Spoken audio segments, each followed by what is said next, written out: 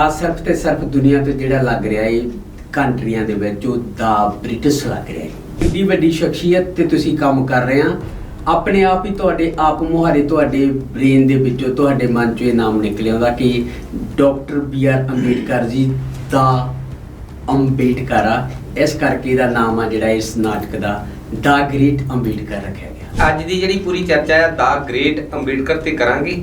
ਉਸ ਤੋਂ ਪਹਿਲਾਂ ਇਹ ਜ਼ਰੂਰ ਬਣਦਾ ਕਿ ਜਿਹੜਾ ਇਹ ਥੀਏਟਰ ਹੈ ਇਹਦਾ ਕਿੱਥੋਂ ਜਨਮ ਹੋਇਆ, ਕਿਵੇਂ ਹੋਂਦ ਪੈਦਾ ਹੋਈ ਹੈ ਤੇ ਇਹਦੇ ਜਿਹੜੇ ਸਿੱਟੇ ਕੀ ਨਿਕਲਦੇ ਨੇ।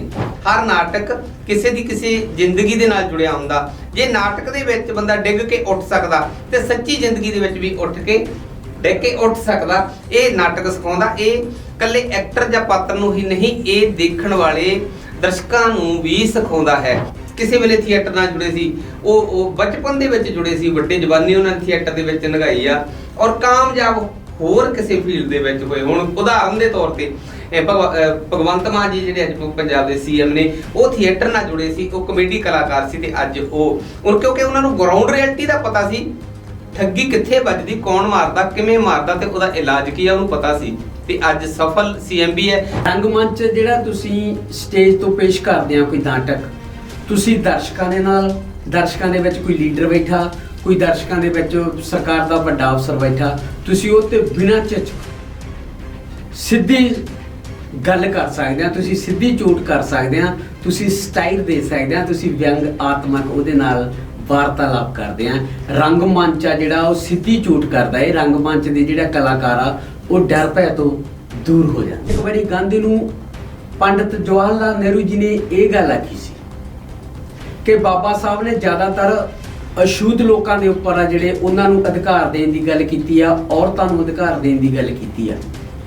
ਤਾਂ ਪੰਡਿਤ ਜਵਾਹਰ ਲਾਲ ਨਹਿਰੂ ਨੇ ਇਹ ਗੱਲ ਉਹ ਜਵਾਬ ਦਿੱਤੀ ਸੀ ਗਾਂਧੀ ਨੂੰ ਕਿ ਗੱਲ ਇਹ ਹੈ ਜੀ, ਉਹਨੇ ਲਿਖੀ ਆ ਤੇ ਇਹਨਾਂ ਦੇ ਜਿਹੜੇ ਜਦੋਂ ਆਪਣੀ ਸਰਕਾਰ ਆਉਣੀ ਆ ਅਧਿਕਾਰ ਤਾਂ ਆਪਾਂ ਹੀ ਦੇਣੇ ਆ ਨਾ, ਆਪਾਂ ਸੋਚਾਂਗੇ ਕਿ ਉਹ ਲੋਕਾਂ ਨੂੰ ਅਧਿਕਾਰ ਦੇਣੇ ਆ ਜਾਂ ਨਹੀਂ ਦੇਣੇ। ਜਿਹੜਾ ਸਾਈਮਨ ਕਮਿਸ਼ਨ ਆਇਆ ਸੀ ਉਹ ਬ੍ਰਿਟਿਸ਼ ਗਵਰਨਮੈਂਟ ਨੇ ਜੀ ਭਾਰਤ ਦੇ ਵਿੱਚ ਲੋਕਾਂ ਨੂੰ ਕਿਹੜੀਆਂ ਸਹੂਲਤਾਂ ਤੋਂ ਵਾਂਝਾ ਰੱਖਿਆ ਜਾਂਦਾ ਹੈ, ਉਹਨਾਂ ਨੂੰ ਅਧਿਕਾਰ ਤੇ ਹੱਕ ਨਹੀਂ ਦਿੱਤੇ ਜਾਂਦੇ। ਇਹ ਗੱਲ ਬਾਬਾ ਸਾਹਿਬ ਲੰਡਨ ਦੀ ਗੋਲਮੇਜ਼ ਕਾਨਫਰੰਸ 1932 ਚ ਕਰਕੇ ਆਏ ਸੀ। ਉੱਥੇ ਗਾਂਧੀ ਵੀ ਸੀ। ਉਸ ਮੀਟਿੰਗ ਦੇ ਵਿੱਚ ਜਿਹੜੇ ਅੰਗਰੇਜ਼ਾਂ ਦੇ ਉੱਚ ਪਾਏ ਦੇ ਉੱਚ ਅਧਿਕਾਰੀ ਬੈਠੇ ਸੀ, ਉਹਨਾਂ ਨੇ ਬਾਬਾ ਸਾਹਿਬ ਨੂੰ ਬੋਲਣ ਦੇ ਸਿਰਫ 6 ਮਿੰਟ ਦਿੱਤੇ ਸੀ, ਕਿਉਂਕਿ ਗਾਂਧੀ ਇਹ ਗੱਲ ਕਹਿੰਦਾ ਸੀ ਕਿ ਮੈਂ ਭਾਰਤ ਦੇ ਵਿੱਚ ਅਛੂਤ ਦਲਿਤ ਸਮਾਜ ਦਾ ਲੀਡਰ ਹਾਂ। ਬਾਬਾ ਸਾਹਿਬ ਉੱਥੇ ਚਿੱਤਰ ਬਣਾ ਕੇ ਲੈ ਕੇ ਗਏ ਲੋਕਾਂ ਦੇ, ਕਿੱਥੇ ਇਹਨਾਂ ਨੂੰ ਪਾਣੀ ਨਹੀਂ ਪੀਣ ਦਿੱਤਾ ਜਾਂਦਾ, ਕਿੱਥੇ ਇਹਨਾਂ ਨੂੰ ਮੰਦਰਾਂ ਵਿੱਚ ਦੀ ਨਹੀਂ ਲੰਘਣ ਦਿੱਤਾ। ਔਰ ਉਸ ਗੋਲ ਮੇਜ਼ ਕਾਨਫਰੰਸ ਦੇ ਵਿੱਚ ਉਹਨਾਂ ਨੇ ਚਿੱਤਰ ਪੇਸ਼ ਕੀਤੇ। ਜਦੋਂ ਉਹਨਾਂ ਨੇ ਫੋਟੋ ਦਿਖਾਈ, ਇਸ ਤਰ੍ਹਾਂ ਚਿੱਤਰ ਦਿਖਾਏ ਅੰਗਰੇਜ਼ਾਂ ਨੂੰ, ਉਹ ਕਹਿੰਦੇ ਆਹ ਲੋਕ ਕੌਣ ਆ ਜਿਨ੍ਹਾਂ ਤੇ ਡਾਂਗਾ ਮਰ ਰਹੀਆਂ ਪਾਣੀ ਪੀਣ ਤੋਂ, ਜਿਹੜੇ ਇਹਨਾਂ ਦੇ ਡਾਂਗਾ ਮਾਰ ਰਹੇ ਪੈ ਰਹੀਆਂ, ਇਹ ਕੌਣ ਆ? ਬਾਬਾ ਸਾਹਿਬ ਕਹਿੰਦੇ ਮੇਰੇ ਲੋਕ ਆ, ਮੇਰੇ ਸਮਾਜ ਦੇ ਲੋਕ ਆ। ਤੇ ਉਹ ਕਹਿੰਦੇ ਜਿਹੜੇ ਆਹ ਡਾਂਗਾ ਮਾਰ ਰਹੇ ਆ ਇਹ ਕਿਹਦੇ ਲੋਕ ਆ? ਉਹ ਕਹਿੰਦੇ ਗਾਂਧੀ ਦੇ ਲੋਕ ਆ। ਉਹਨਾਂ ਨੇ ਫਿਰ ਬਾਬਾ ਸਾਹਿਬ ਨੂੰ ਫੇਰ ਬੁਲਾਇਆ ਕਿ ਤੁਸੀਂ ਤਾਂ ਕਹਿੰਦੇ ਸੀ ਅਛੂਤ ਲੋਕਾਂ ਦੇ ਇੱਥੇ ਅਧਿਕਾਰ ਖੋਏ ਜਾ ਰਹੇ ਆ ਤੇ ਤੁਹਾਡੇ ਲੋਕ ਤਾਂ ਸਾਡਾ ਉੱਥੇ ਵਿਰੋਧ ਕਰ ਰਹੇ ਆ। ਉਹ ਕਹਿੰਦੇ ਨਹੀਂ ਜੀ, ਇਹ ਉਹਨਾਂ ਨੂੰ ਕਿਰਾਏ ਤੇ ਲੈ ਕੇ ਆਏ ਆ, ਥੋੜੇ ਪੈਸੇ ਦੇ ਕੇ। ਤੁਸੀਂ ਗੁਪਤ ਰੂਪ ਦੇ ਵਿੱਚ ਆਪਣਾ ਸਰਵੇ ਕਰੋ ਕਿ ਮੈਂ ਇੰਨਾ ਪੜ੍ਹਿਆ ਲਿਖਿਆ ਹੋਣ ਦੇ ਬਾਵਜੂਦ ਵੀ ਮੇਰੇ ਨਾਲ ਇਹ ਕੁਝ ਹੋ ਰਿਹਾ ਤੇ ਮੇਰੇ ਆਮ ਲੋਕਾਂ ਨਾਲ ਕੀ ਹੁੰਦਾ ਹੋਊਗਾ। ਇਸ ਕਰਕੇ ਉਹ ਕਹਿੰਦੇ ਆ ਜੇ ਤੁਸੀਂ ਉੱਪਰ ਆਉਣਾ ਹੈ ਤਾਂ ਤੁਹਾਨੂੰ ਪੜ੍ਹਨਾ ਪਊਗਾ, ਸੰਘਰਸ਼ ਕਰਨਾ ਪਊਗਾ ਤੇ ਜੁੜਨਾ ਪਊਗਾ। ਇਸੇ ਕਰਕੇ ਤਾਂ ਉਹ ਕਹਿ ਰਹੇ ਆ ਨਾ ਕਿ ਜੋ ਕੋਈ 33 ਕਰੋੜ ਦੇਵੀ ਦੇਵਤਾ ਹੈ ਤਾਂ ਕੋਈ ਇੱਕ ਥੱਲੇ ਆ ਕੇ ਮੇਰੀ ਮਦਦ ਕਰੋ। ਉਹ ਵੀ ਕਹਿ ਰਹੇ ਆ ਕੋਈ ਦੇਵਤਾ ਨਹੀਂ। ਉਹ ਆਪਣੇ ਸਮਾਜ ਨੂੰ ਦੱਸ ਰਹੇ ਆ ਕਿ ਤੁਸੀਂ ਜਿਹੜਾ ਟਾਈਮ ਆਪਣਾ ਉਧਰ ਵੇਸਟ ਕਰਦੇ ਆ, ਪੈਸਾ ਵੇਸਟ ਕਰਦੇ ਆ, ਉਹਦੇ ਲਈ ਤੁਸੀਂ ਪੜੋ, ਜੁੜੋ ਤੇ ਸੰਘਰਸ਼ ਕਰੋ, ਫੇਰ ਹੀ ਤੁਸੀਂ ਮੁਕਤੀ ਪਾ ਸਕਦੇ। ਤੁਸੀਂ ਇਸ ਵੇਲੇ ਸਾਡੇ ਨਾਲ ਜੁੜੇ ਹੋ ਕਾਚੀ TV ਤੇ। ਸਵਾਗਤ ਹੈ ਜੀ। ਜੈ ਗੁਰਦੇਵ। ਬੀਤੇ ਕੁਝ ਸਮੇਂ ਤੋਂ ਇੱਕ ਨਾਟਕ ਜਿਹੜਾ ਪੂਰਾ ਪ੍ਰਸਿੱਧ ਹੋ ਰਿਹਾ ਬਾਬਾ ਸਾਹਿਬ ਭੀਮ ਰਾਓ ਡਾਕਟਰ ਅੰਬੇਡਕਰ ਜੀ ਦੇ ਨਾਮ ਦਾ ਗ੍ਰੇਟ ਅੰਬੇਡਕਰ। ਇਸ ਨਾਟਕ ਨੂੰ ਲਿਖਿਆ ਗਿਆ ਮੋਹੀ ਅਮਰਜੀਤ ਸਿੰਘ ਦੇ ਵੱਲੋਂ ਤੇ ਅੱਜ ਕਾਂਚੀ ਟੀਵੀ ਦੇ ਸਟੂਡੀਓ ਦੇ ਵਿੱਚ ਉਹ ਮਹਾਨ ਸ਼ਖਸੀਅਤ, ਰਾਈਟਰ ਤੇ ਚਰਚਿਤ ਨਾਟਕਕਾਰ ਮੋਹੀ ਸਾਹਿਬ ਅੱਜ ਕਾਂਚੀ ਟੀਵੀ ਦੇ ਸਟੂਡੀਓ ਵਿੱਚ ਮੌਕੇ ਤੇ ਮੌਜੂਦ ਨੇ। ਆਓ ਪਹਿਲਾਂ ਆਪਾਂ ਸਵਾਗਤ ਕਰਦੇ ਹਾਂ ਜੀ।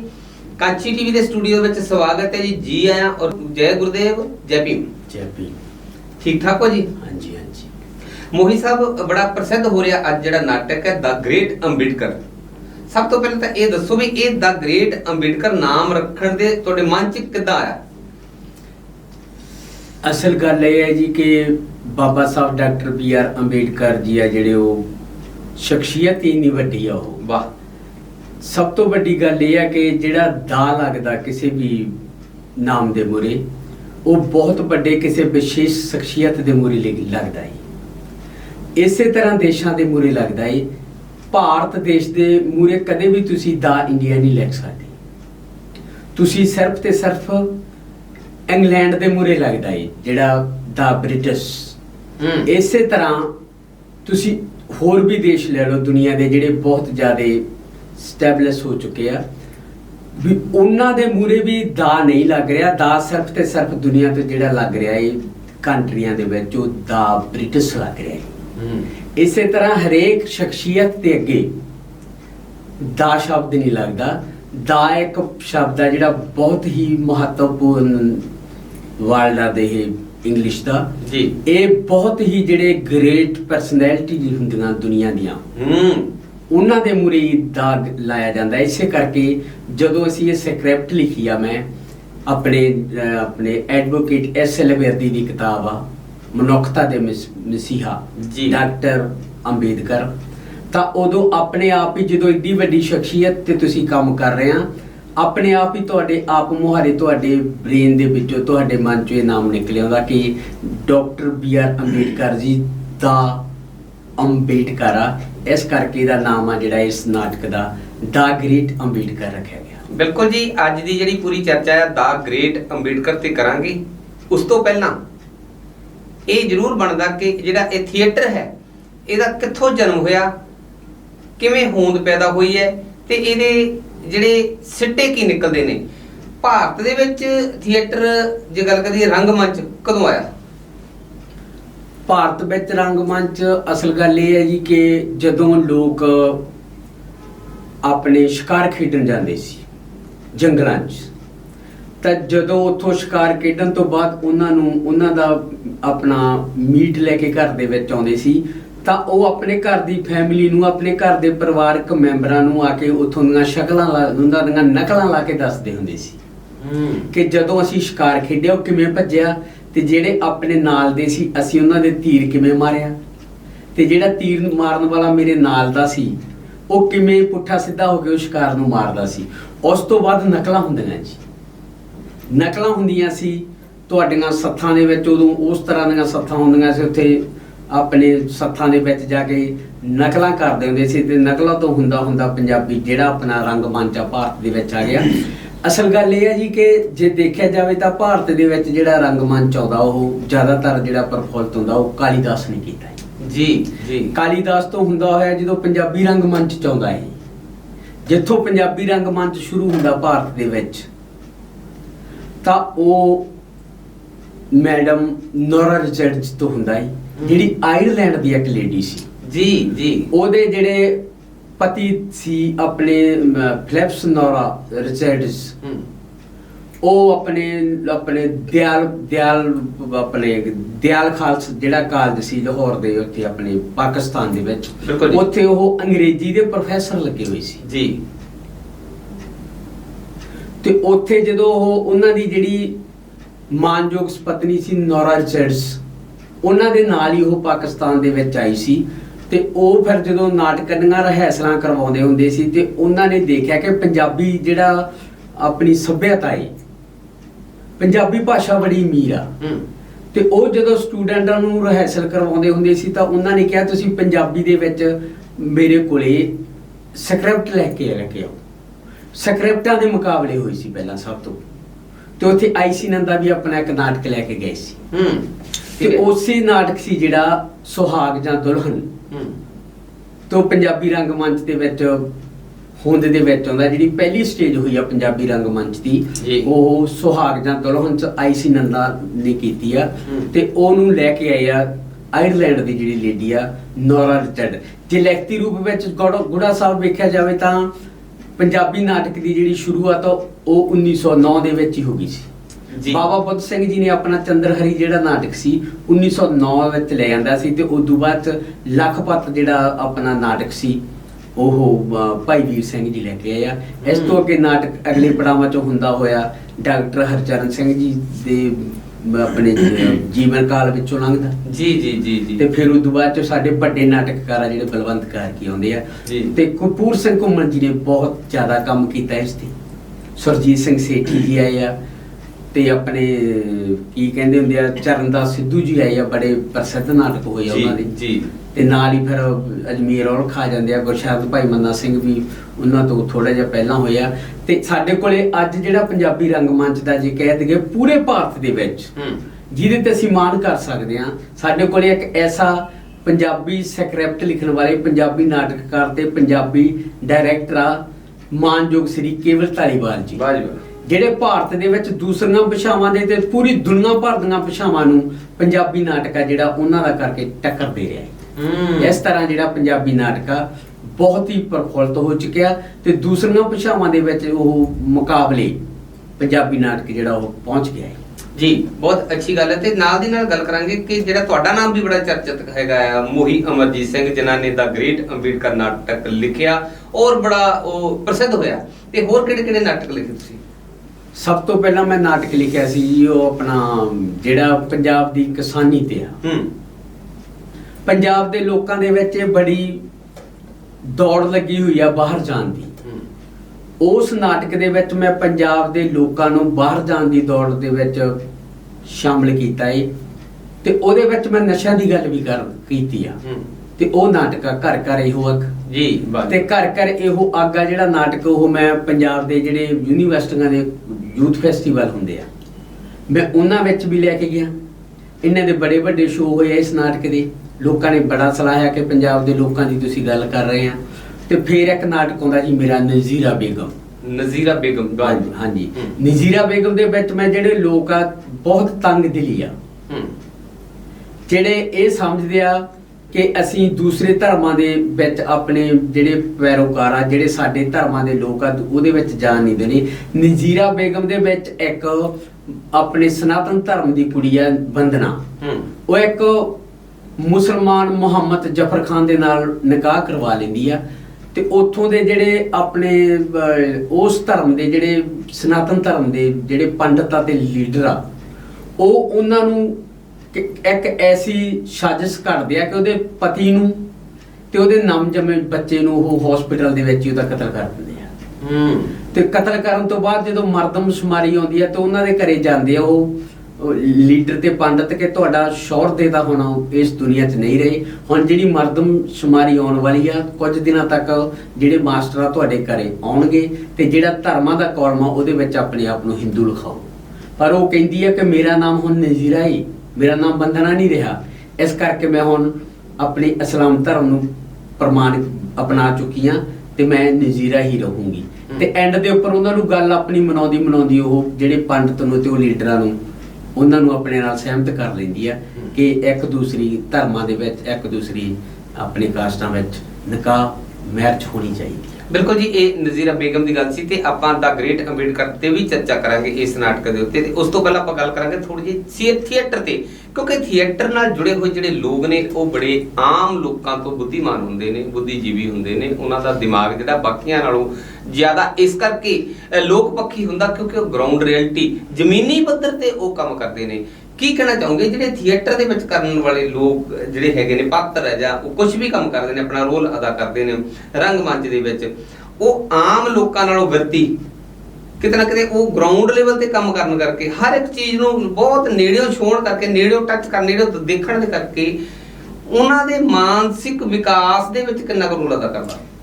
ਗੁੜਾ ਸਾਹਿਬ, ਸਭ ਤੋਂ ਵੱਡੀ ਗੱਲ ਇਹ ਆ ਕਿ ਜਿਹੜੇ ਰੰਗਮੰਚ ਦੇ ਥੀਏਟਰ ਦੇ ਕਲਾਕਾਰ ਹੁੰਦੇ ਆ, ਉਹਨਾਂ ਦੇ ਵਿੱਚ ਇੱਕ ਤਾਂ ਇੰਨੀ ਜ਼ਿਆਦਾ ਆਪਣੀ ਗਿਆਨ ਆ ਜਾਂਦਾ, ਇੰਨੀ ਜ਼ਿਆਦਾ ਉਹਨਾਂ ਕੋਲੇ ਨੌਲੇਜ ਹੁੰਦੀ ਆ ਕਿ ਉਹ ਜਦੋਂ ਉਹਨਾਂ ਦੀਆਂ ਲਾਈਫ ਦੇ ਵਿੱਚ ਜਦੋਂ ਕੋਈ ਵੀ ਵੱਡੀ ਤੋਂ ਵੱਡੀ ਘਟਨਾ ਆ ਜਾਂਦੀ ਆ, ਦੁੱਖ ਦਰਦ ਆ ਜਾਂਦਾ, ਉਹ ਉਹਨਾਂ ਨੂੰ ਬੜੀ ਗੰਭੀਰਤਾ ਨਾਲ ਤੇ ਸਹਿਣਾ ਸਿੱਖ ਜਾਂਦੇ ਆ। ਉਹ ਇਸ ਕਰਕੇ ਸਿੱਖ ਜਾਂਦੇ ਆ ਕਿਉਂਕਿ ਉਹਨਾਂ ਨੇ ਬਹੁਤ ਸਾਰੇ ਨਾਟਕਾਂ ਦੇ ਵਿੱਚ ਦੁੱਖ ਦਰਦਾਂ ਦੇ ਪਾਤਰ ਹੰਢਾਏ ਹੁੰਦੇ ਆ, ਤੇ ਜਦੋਂ ਉਹਨਾਂ ਨੂੰ ਪਤਾ ਲੱਗਦਾ ਕਿ ਅਸੀਂ ਇਸ ਨਾਟਕ ਦੇ ਵਿੱਚ ਅਸੀਂ ਜਿਹੜਾ ਰੋਲ ਕੀਤਾ ਸੀ, ਕਿਸੇ ਬਜ਼ੁਰਗ ਦਾ ਕੀਤਾ ਸੀ, ਕਿਸੇ ਨਸ਼ੇ ਕਰਨ ਵਾਲੇ ਦਾ ਘਟਨਾਕ੍ਰਮ ਨਾਲ ਸੰਬੰਧਿਤ ਘਟਨਾਕ੍ਰਮ ਨਾਲ ਜਿਹੜਾ ਵੀ ਰੋਲ ਕੀਤਾ ਸੀ, ਫਿਰ ਉਹ ਆਪਣੀ ਜ਼ਿੰਦਗੀ ਦੇ ਵਿੱਚ ਉਸੇ ਤਰ੍ਹਾਂ ਢਾਲ ਲੈਂਦੇ ਆ, ਤੇ ਉਹ ਦੂਸਰੇ ਲੋਕਾਂ ਦੇ ਮੁਕਾਬਲੇ ਉਹ ਜਿਹੜੇ ਜ਼ਿਆਦਾ ਉਹਨਾਂ ਨੂੰ ਸਹਿਣ ਦੇ ਵਿੱਚ ਜ਼ਿਆਦਾ ਸ਼ਕਤੀਸ਼ਾਲੀ ਹੁੰਦੇ ਆ।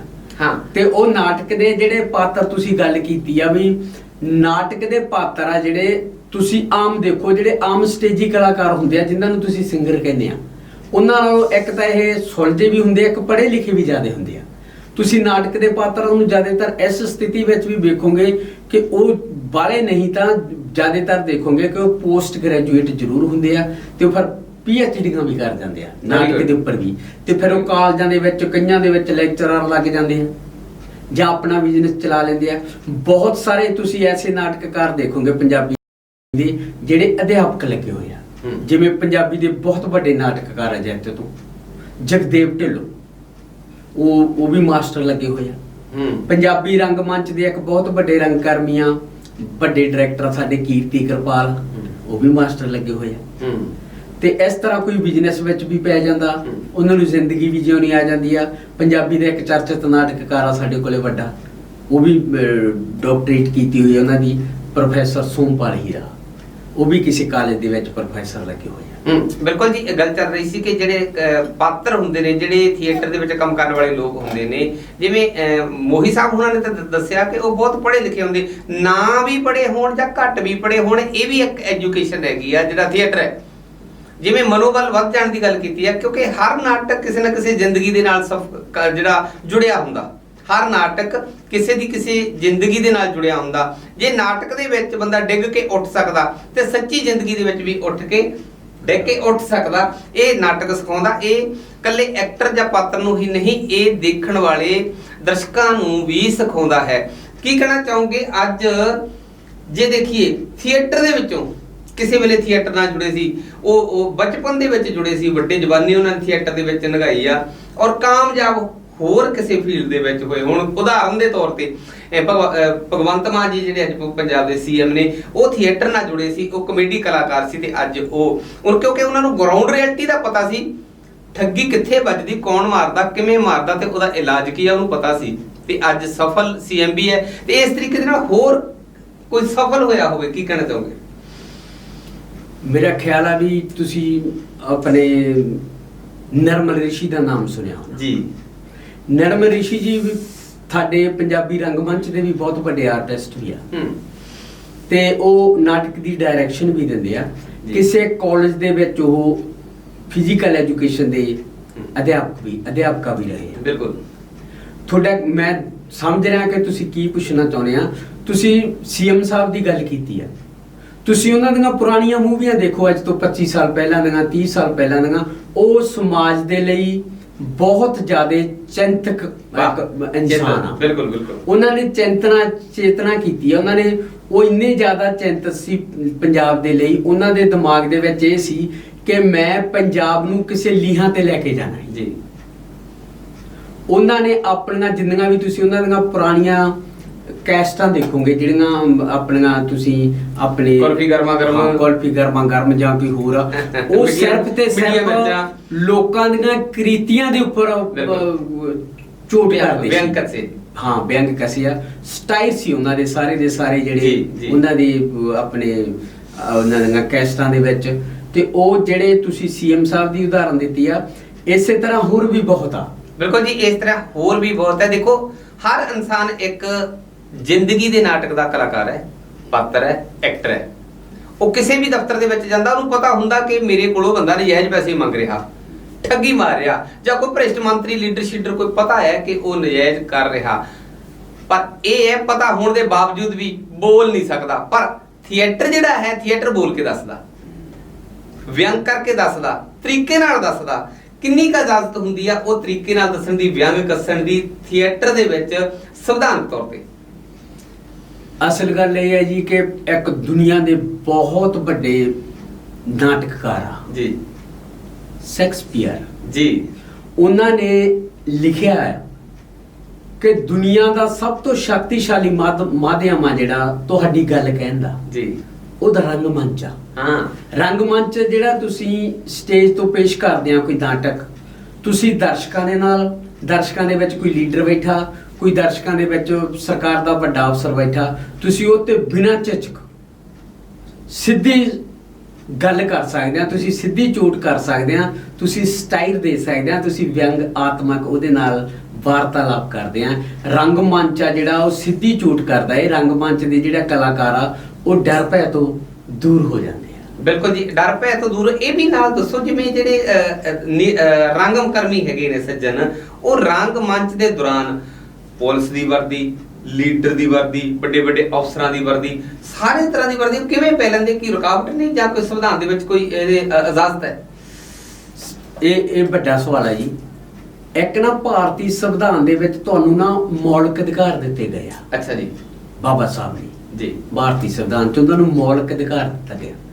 ਉਹਦੇ ਵਿੱਚ ਇਹ ਵੀ ਕਿਹਾ ਗਿਆ ਕਿ ਤੁਹਾਨੂੰ ਸਮਾਨਤਾ ਦਾ ਅਧਿਕਾਰ ਵੀ, ਤੁਹਾਨੂੰ ਧਰਮ ਬਦਲਣ ਦਾ ਅਧਿਕਾਰ ਵੀ ਆ, ਤੁਹਾਨੂੰ ਸੈਰ ਸਪਾਟਾ ਕਰਨ ਦਾ ਅਧਿਕਾਰ ਵੀ ਆ, ਤੁਹਾਨੂੰ ਆਪਣੀ ਗੱਲ ਕਹਿਣ ਦਾ ਅਧਿਕਾਰ ਆ ਜੀ। ਜਦੋਂ ਤੁਹਾਨੂੰ ਆਪਣੀ ਗੱਲ ਕਹਿਣ ਦਾ ਅਧਿਕਾਰ ਆ, ਉਹਦੇ ਵਿੱਚ ਤੁਸੀਂ ਵਰਦੀ ਪਾ ਸਕਦੇ ਆ ਕਿਸੇ ਵੀ ਅਫਸਰ ਦੀ, ਕਿਸੇ ਵੀ ਲੀਡਰ ਦੀ, ਤੁਸੀਂ ਉਹਨੂੰ ਹੂਬਹੂ ਸਟੇਜ ਤੇ ਪੇਸ਼ ਕਰ ਸਕਦੇ ਆ, ਪਰ ਉਹਦਾ ਨਾਮ ਨਹੀਂ ਲੈ ਸਕਦੇ। ਨਾਮ ਨਹੀਂ ਲੈ ਸਕਦੇ, ਕੱਪੜੇ ਪਾ ਸਕਦੇ ਆ ਤੇ ਪਰ ਉਹਦਾ ਦੇ ਸਟਾਈਲ ਦੇ ਵਿੱਚ ਬੋਲ ਵੀ ਸਕਦੇ ਆ। ਤੁਸੀਂ ਲੋਕਾਂ ਨੂੰ ਵੀ ਕਰ ਸਕਦੇ ਹੋ, ਤੁਸੀਂ ਲੋਕਾਂ ਨੂੰ ਅਹਿਸਾਸ ਕਰਵਾ ਸਕਦੇ ਆ ਕਿ ਮੈਂ ਕਿਸੇ ਲੀਡਰ ਦਾ, ਕਿਸੇ ਬਹੁਤ ਵੱਡੇ ਅਫਸਰ ਦਾ ਕਿਰਦਾਰ ਨਿਭਾ ਰਿਹਾ।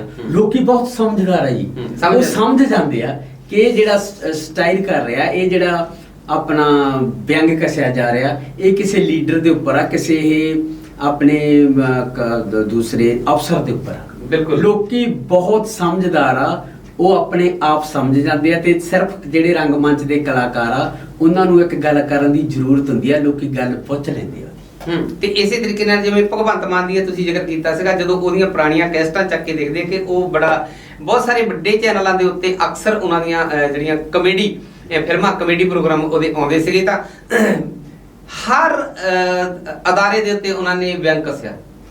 ਹਾਂਜੀ, ਤੇ ਹਰ ਲੀਡਰ ਦੇ ਉੱਤੇ ਵਿਅੰਗ ਕੱਸਿਆ, ਹਰ ਪਾਰਟੀ ਦੇ ਉੱਤੇ ਵਿਅੰਗ ਕੱਸਿਆ, ਤੇ ਇੱਥੋਂ ਤੱਕ ਕਿ ਬਿਲਕੁਲ ਸਚਾਈ ਦੇ ਨੇੜੇ ਮੁੜ ਕੇ ਆਉਂਦੇ ਹੁੰਦੇ ਸੀਗੇ। ਤੇ ਅੱਜ ਭਗਵੰਤ ਮਾਨ ਦੀ ਵੀ ਵਾਰੀ ਆ, ਤੇ ਅੱਜ ਰੰਗਮੰਚ ਦੇ ਉੱਤੇ ਭਗਵੰਤ ਮਾਨ ਦਾ ਹੁਲੀਆ ਬਣਾ ਕੇ, ਉਦਾਂ ਦੀ ਸ਼ਕਲ ਬਣਾ ਕੇ, ਉਦਾਂ ਦਾ ਪਹਿਰਾਵਾ ਬਣਾ ਕੇ, ਬਿਨਾਂ ਨਾਂ ਲਏ ਅੱਜ ਦੱਸਿਆ ਜਾ ਰਿਹਾ ਕਿ ਭਗਵੰਤ ਮਾਨ ਸਾਹਿਬ ਅੱਜ ਤੁਸੀਂ ਸੀਐਮ ਹੋ। ਉਹੀ ਰਿਹਾ ਜੋ ਉਸ ਵੇਲੇ ਤੋਂ ਹੁੰਦਾ ਆ ਰਿਹਾ। ਸਮਾਜ ਦੇ ਵਿੱਚ ਬਹੁਤੀ ਤਬਦੀਲੀ ਨਹੀਂ ਆਈ, ਆਸਾਂ ਹੈਗੀਆਂ ਪਰ ਹਾਲੇ ਤੱਕ ਕੁਝ ਨਹੀਂ ਹੋਇਆ। ਜਿੰਨਾ ਕੁ ਹੋਇਆ ਉਹ ਲੋਕ ਚੰਗੀ ਤਰ੍ਹਾਂ ਜਾਣਦੇ ਨੇ। ਤੇ ਅੱਜ ਭਗਵੰਤ ਮਾਨ ਜਿੱਥੇ ਵਿਅੰਗ ਕਿਸੇ ਦੇ ਕੱਸਦੇ ਸੀ, ਅੱਜ ਭਗਵੰਤ ਮਾਨ ਦੇ ਵੀ ਕੱਸੇ ਜਾ ਰਹੇ ਨੇ, ਉਹਨਾਂ ਦੇ ਗੀਤ ਬਣ ਰਹੇ ਨੇ, ਤੇ ਉਹਨਾਂ ਨੂੰ ਵੱਡੇ ਵੱਡੇ ਸਵਾਲ ਵਿਅੰਗਾਂ ਦੇ ਰਾਹੀਂ ਕੀਤੇ ਜਾ ਰਹੇ ਨੇ। ਤੇ ਹੁਣ ਆਪਾਂ ਗੱਲ ਕਰਾਂਗੇ ਦਾ ਗ੍ਰੇਟ ਅੰਬੇਡਕਰ ਨਾਟਕ, ਜਿਹੜਾ ਤੁਸੀਂ ਲਿਖਿਆ ਸੀਗਾ, ਕਿਉਂਕਿ ਸਾਡੇ ਸਰੋਤੇ ਬੜੇ ਇੰਟਰਸਟਡ, ਦਿਲਚਸਪ ਹੈਗੇ ਨੇ ਉਹ ਗੱਲ ਸੁਣਨ ਦੇ ਲਈ। ਤੇ ਇਹ ਕਿੱਥੋਂ ਸ਼ੁਰੂ ਹੋ ਕੇ ਤੇ ਕਿਵੇਂ ਸਮਾਪਤੀ ਕੀਤੀ ਤੁਸੀਂ? ਦਾ ਗ੍ਰੇਟ ਅੰਬੇਡਕਰ ਨਾਟਕ ਹੈ ਜੀ, ਜਿਹੜਾ ਇਹ ਬਾਬਾ ਸਾਹਿਬ ਦੀ ਬਚਪਨ ਤੋਂ ਲੈ ਕੇ ਜਦੋਂ ਉਹਨਾਂ ਦਾ ਜਨਮ ਹੁੰਦਾ, ਉਦੋਂ ਤੋਂ ਲੈ ਕੇ ਜਦੋਂ ਤੱਕ ਉਹ ਬੁੱਧ ਧਰਮ ਅਪਣਾਉਂਦੇ ਆ, ਪੂਰੀ ਜਿਹੜੀ ਉਹਦੀ ਗਾਥਾ ਹੈ ਬਾਬਾ ਸਾਹਿਬ ਦੀ ਜ਼ਿੰਦਗੀ ਦੀ, ਉਹ ਦਾ ਗ੍ਰੇਟ ਅੰਬੇਡਕਰ ਦੇ ਵਿੱਚ ਪੇਸ਼ ਕੀਤੀ ਗਈ ਆ। ਕਿਹੜੀਆਂ ਵੱਡੀਆਂ ਘਟਨਾਵਾਂ ਆਈਆਂ, ਜਿਵੇਂ ਅਛੂਤ ਲੋਕਾਂ ਨੂੰ ਉਸ ਟਾਈਮ ਛੱਪੜਾਂ ਤੋਂ ਪਾਣੀ ਪੀਣ ਦਿੰਦੇ ਸੀ, ਤਲਾਬਾਂ ਚੋਂ ਜਿਹੜੇ ਬਾਹਮਣ ਸੀ, ਪੰਡਤ ਸੀ, ਉਹ ਪਾਣੀ ਨਹੀਂ ਸੀ ਪੀਣ ਦਿੰਦੇ, ਉਹ ਵੀ ਘਟਨਾ ਉਹਦੇ ਵਿੱਚ ਲੈ ਕੇ ਆਂਦੀ ਹੈ। ਮਹਾਰਾਜਾ ਛਤਰਪਤੀ ਮਹਾਰਾਜ ਜੀ ਆ ਜਿਹੜੇ, ਉਹਨਾਂ ਨੂੰ ਬਾਹਰ ਕਿਵੇਂ ਭੇਜਦੇ ਆ, ਬਾਹਰੋਂ ਜਦੋਂ ਮੁੜ ਕੇ ਆਉਂਦੇ ਆ ਕਿ ਮੈਂ ਤੁਹਾਡੇ ਕਹਿਣ ਅਨੁਸਾਰ ਬਾਹਰ ਪੜਨ ਗਿਆ ਸੀ, ਤੇ ਤੁਸੀਂ ਮੈਨੂੰ ਕਿਹਾ ਸੀ ਕਿ ਤੁਹਾਨੂੰ ਅਸੀਂ ਇਸ ਆਪਣੇ ਰਾਜ ਦੇ ਵਿੱਚ ਵਿੱਤ ਮੰਤਰੀ ਨਿਯੁਕਤ ਕਰਾਂਗੇ। ਪਰ ਉਸ ਦਰਬਾਰ ਦੇ ਵਿੱਚ ਉੱਥੇ ਪੰਡਤ ਵੀ ਬੈਠੇ ਆ, ਬ੍ਰਾਹਮਣ। ਤਾਂ ਉਹ ਛਤਰਪਤੀ ਮਹਾਰਾਜ ਜੀ ਨੂੰ ਇਹ ਕਹਿੰਦੇ ਆ ਕਿ ਜੇਕਰ ਆਪਣੇ ਰਾਜ ਦੇ ਵਿੱਚ ਇੱਕ ਅਛੂਤ ਵਿੱਤ ਮੰਤਰੀ ਲੱਗ ਗਿਆ, ਤੁਸੀਂ ਨਿਯੁਕਤ ਕਰਤਾ, ਤੇ ਸਾਡੀ ਜਿਹੜੀ ਲక్ష్ਮੀ ਆ ਪੈਸੇ ਆ ਜਿਹੜੇ ਉਹ ਪਿੱਟੇ ਜਾਣਗੇ। ਤੇ ਇਸ ਕਰਕੇ ਜਿਹੜੇ ਛਤਰਪਤੀ ਮਹਾਰਾਜ ਜੀ ਆ ਉਹ ਇਹ ਗੱਲ ਉੱਥੇ ਮੈਂ ਡਾਇਲੋਗ ਲੈ ਕੇ ਆਂਦਾ ਕਿ ਡਾਕਟਰ ਸਾਹਿਬ ਮੈਂ ਤੁਹਾਡੀ ਕਦਰ ਕਰਦਾ ਕਿ ਤੁਸੀਂ ਬਹੁਤ ਉੱਚ ਪਾਏ ਦੇ ਇਨਸਾਨ ਆ, ਬਹੁਤ ਜ਼ਿਆਦਾ ਪੜ੍ਹੇ ਲਿਖੇ ਆ, ਪਰ ਜੇਕਰ ਮੈਂ ਆਪਣੇ ਇਹਨਾਂ ਲੋਕਾਂ ਦੇ ਵਿਰੁੱਧ ਹੋ ਕੇ ਤੁਹਾਨੂੰ ਨਿਯੁਕਤ ਕਰਦਾ ਹਾਂ ਵਿੱਤ ਮੰਤਰੀ, ਤਾਂ ਇਹ ਲੋਕ ਮੇਰੀ ਵਿਰੁੱਧ ਹੋ ਜਾਣਗੇ ਤੇ ਮੇਰਾ ਰਾਜ ਆ ਜਿਹੜਾ ਉਹ ਖਤਰੇ ਵਿੱਚ ਚਲੇ ਜਾਊਗਾ। ਇਸ ਕਰਕੇ ਉਹ ਬਾਬਾ ਸਾਹਿਬ ਨੂੰ ਉਸੇ ਟਾਈਮ ਆਪਣੀ ਫੌਜਾਂ ਦਾ ਕਮਾਂਡਰ ਨਿਯੁਕਤ ਕਰ ਦਿੰਦੇ ਆ। ਇੱਕ ਬੜਾ ਜਿਹੜਾ ਸਵਾਲ ਜਿਹਾ ਲੋਕਾਂ ਦੇ ਵਿੱਚ ਹੈ ਕਿ ਬਾਬਾ ਸਾਹਿਬ ਭੀਮ ਰਾਓ ਡਾਕਟਰ ਅੰਬੇਡਕਰ ਨੂੰ ਸਕੂਲ ਦੇ ਦਾਖਲੇ ਬੜੇ ਬਲੀਆਂ ਤੰਗੀਆਂ ਤੁਰਸ਼ੀਆਂ ਦੇ ਨਾਲ ਉਹ ਨਾਟਕ ਦੇ ਵਿੱਚ ਵੀ ਦਿਖਾਇਆ ਜਾਂਦਾ ਕਿ ਬਾਬਾ ਸਾਹਿਬ ਉਸ ਵੇਲੇ ਡਾਕਟਰ ਅੰਬੇਡਕਰ ਨੂੰ ਵੀ ਆਪਾਂ ਨੂੰ ਘਰੋਂ ਬੋਰੀ ਲੈ ਕੇ ਆਉਣੀ ਪੈਂਦੀ ਸੀ, ਕਲਾਸ ਤੋਂ ਬਾਹਰ ਬੈਠ ਕੇ ਪੜ੍ਹਨਾ ਪੈਂਦਾ ਸੀ। ਪਰ ਡਾਕਟਰ ਅੰਬੇਡਕਰ ਦੇ ਪਿਤਾ ਜੀ ਸੂਬੇਦਾਰ ਸਨ, ਤਾਂ ਪੜ੍ਹੇ ਲਿਖੇ ਤਾਂ ਉਹ ਵੀ ਸਨ। ਪੜ੍ਹੇ ਲਿਖੇ ਤਾਂ ਉਹ ਵੀ ਸਨ। ਇੱਕ ਵਾਰ ਮੈਂ ਤੁਹਾਨੂੰ ਇੱਕ ਘਟਨਾ ਸੁਣਾਉਣਾ ਕਿ ਆਪਣਾ ਮੈਂ ਗਾਂਧੀ ਨੂੰ ਮਹਾਤਮਾ ਤਾਂ ਨਹੀਂ ਕਹਿ ਸਕਦਾ, ਮੈਂ ਤੁਹਾਨੂੰ ਇਹ ਕਹਿੰਦਾ ਵੀ ਇੱਕ ਵਾਰੀ ਗਾਂਧੀ ਨੂੰ ਪੰਡਿਤ ਜਵਾਹਰ ਲਾਲ ਨਹਿਰੂ ਜੀ ਨੇ ਇਹ ਗੱਲ ਆਖੀ ਸੀ ਕਿ ਬਾਬਾ ਸਾਹਿਬ ਨੇ ਜ਼ਿਆਦਾਤਰ ਅਛੂਤ ਲੋਕਾਂ ਦੇ ਉੱਪਰ ਆ ਜਿਹੜੇ ਉਹਨਾਂ ਨੂੰ ਅਧਿਕਾਰ ਦੇਣ ਦੀ ਗੱਲ ਕੀਤੀ ਆ, ਔਰਤਾਂ ਨੂੰ ਅਧਿਕਾਰ ਦੇਣ ਦੀ ਗੱਲ ਕੀਤੀ ਆ। ਤਾਂ ਪੰਡਿਤ ਜਵਾਹਰ ਲਾਲ ਨਹਿਰੂ ਨੇ ਇਹ ਗੱਲ ਉਹ ਜਵਾਬ ਦਿੱਤੀ ਸੀ ਗਾਂਧੀ ਨੂੰ ਕਿ ਗੱਲ ਇਹ ਹੈ ਜੀ, ਉਹਨੇ ਲਿਖੀ ਆ ਤੇ ਇਹਨਾਂ ਦੇ ਜਿਹੜੇ ਜਦੋਂ ਆਪਣੀ ਸਰਕਾਰ ਆਉਣੀ ਆ ਅਧਿਕਾਰ ਤਾਂ ਆਪਾਂ ਹੀ ਦੇਣੇ ਆ ਨਾ, ਆਪਾਂ ਸੋਚਾਂਗੇ ਕਿ ਉਹ ਲੋਕਾਂ ਨੂੰ ਅਧਿਕਾਰ ਦੇਣੇ ਆ ਜਾਂ ਨਹੀਂ ਦੇਣੇ। ਇਸੇ ਤਰ੍ਹਾਂ ਤੁਸੀਂ ਕਹਿੰਦੇ ਆ ਕਿ ਬਾਬਾ ਸਾਹਿਬ ਦੇ ਜਿਹੜੇ ਪਿਤਾ ਸੀ ਉਹ ਆਪਣੇ ਸੂਬੇਦਾਰ ਸੀ, ਪਰ ਜਦੋਂ ਗਰਾਊਂਡ ਲੈਵਲ ਦੇ ਉੱਪਰ ਇਹ ਸਥਿਤੀ ਪੈਦਾ ਹੁੰਦੀ ਸੀ ਉੱਥੇ ਫਿਰ ਉਹਨਾਂ ਨਾਲ ਉਹੀ ਵਿਤਕਰੇ ਕੀਤੇ ਜਾਂਦੇ ਸੀ ਜਿਹੜੇ ਆਮ ਲੋਕਾਂ ਨਾਲ ਕੀਤੇ ਜਾਂਦੇ ਸੀ, ਅੱਜ ਵੀ ਹੋ ਰਹੇ ਆ। ਨਹੀਂ, ਮੇਰਾ ਸਵਾਲ ਇਹ ਸੀ ਕਿ ਲੋਕਾਂ ਦਾ ਸਵਾਲ ਹੈ। ਵੈਸੇ ਬਹੁਤ ਸਾਰੇ ਲੋਕ ਕਈ ਵਾਰ ਸਾਨੂੰ ਪੁੱਛ ਲੈਂਦੇ ਨੇ, ਆਪਸ ਵਿੱਚ ਵੀ ਚਰਚਾ ਕਰਦੇ ਨੇ ਕਿ ਬਾਬਾ ਸਾਹਿਬ ਭੀਮ ਰਾਓ ਡਾਕਟਰ ਅੰਬੇਡਕਰ ਜੀ ਨੂੰ ਸਕੂਲ ਦੇ ਵਿੱਚ ਦਾਖਲਾ ਨਹੀਂ ਦਿੱਤਾ ਜਾ ਰਿਹਾ, ਉਹਨਾਂ ਨੂੰ ਬੈਠਣ ਨਹੀਂ ਦਿੱਤਾ ਜਾ ਰਿਹਾ, ਪਰ ਉਹਨਾਂ ਦੇ ਪਿਤਾ ਜੀ ਸੂਬੇਦਾਰ ਸਨ। ਇਹਦਾ ਮਤਲਬ ਉਹ ਵੀ ਸਕੂਲ ਦੇ ਵਿੱਚ ਪੜ੍ਹੇ ਲਿਖੇ ਸਨ ਨਾ, ਤੇ ਕੀ ਉਹਨਾਂ ਨੂੰ ਵੀ ਸਕੂਲ ਤੋਂ ਬਾਹਰ ਬੈਠ ਕੇ ਪੜ੍ਹਨਾ ਪਿਆ ਹੋਵੇਗਾ? ਇਦਾਂ ਦਾ ਸਵਾਲ ਲੋਕ ਚਰਚਾ ਹੈ। ਗੱਲ ਇਹ ਆ ਵੀ ਜਿਹੜੇ ਉਹਨਾਂ ਦੇ ਪਿਤਾ ਜੀ ਸੀ ਉਹ ਬਾਬਾ ਸਾਹਿਬ ਜਿੰਨੇ ਨਹੀਂ ਸੀ ਪੜ੍ਹੇ। ਪਹਿਲੀ ਕਲਾਸ ਦੀ ਗੱਲ ਕਰਦੇ ਨਾ, ਪਹਿਲੀ ਕਲਾਸ ਚ ਨਹੀਂ ਸੀ ਪੜ੍ਹੇ ਉਹ ਆਮ ਜਿਵੇਂ ਹੁਣ ਮੁਸਲਮਾਨ ਮਦਰਸਿਆਂ ਵਿੱਚ ਪੜ੍ਹਾਉਂਦੇ ਸੀ। ਅੱਛਾ, ਇਸੇ ਤਰ੍ਹਾਂ ਉਹ ਬਹੁਤ ਆਪਣਾ ਜਾਣੀ ਕਿ ਆਪਣੇ ਥੋੜਾ ਬਹੁਤਾ ਕੁਝ ਲਿਖ ਲਿਆ ਜਾਂ ਸਾਈਨ ਕਰ ਲਿਆ, ਇੱਥੋਂ ਤੱਕ ਸੀਮਿਤ ਸੀ। ਜਦੋਂ ਭਾਰਤ ਆਜ਼ਾਦ 1947 ਦੇ ਵਿੱਚ ਅੰਗਰੇਜ਼ ਛੱਡ ਕੇ ਜਾਂਦੇ ਆ ਇੱਥੋਂ, ਉਦੋਂ ਵੀ ਲੋਕ ਅਨਪੜ੍ਹ ਫੌਜਾਂ ਦੇ ਵਿੱਚ ਭਰਤੀ ਹੁੰਦੇ ਰਹੇ। ਅੱਛਾ, ਉਦੋਂ ਸੂਬੇਦਾਰ ਭਾਵੇਂ ਸੀ ਪਰ ਘੱਟ ਪੜ੍ਹੇ ਜਾਂ ਨਾ ਪੜ੍ਹੇ, ਉਸ ਵੇਲੇ ਭਰਤੀ ਕਰ ਲਏ ਜਾਂਦੇ ਸੀਗੇ। ਠੀਕ ਹੈ। ਤੇ ਭਾਰਤ ਦੇ ਵਿੱਚ ਜਦੋਂ 1947 ਦੇ ਵਿੱਚ ਪਹਿਲੀਆਂ ਫੌਜਾਂ ਦੇ ਵਿੱਚ ਲੋਕ ਭਰਤੀ ਹੋਇਆ, ਉਦੋਂ ਵੀ ਬਹੁਤ ਅਨਪੜ੍ਹ ਹੀ ਹੋਇਆ ਭਾਰਤ ਦੇ ਵਿੱਚ ਵੀ, ਕਿਉਂਕਿ ਉਹਦੇ ਪੜ੍ਹਨ ਦਾ ਰੁਝਾਨ ਨਹੀਂ ਸੀ।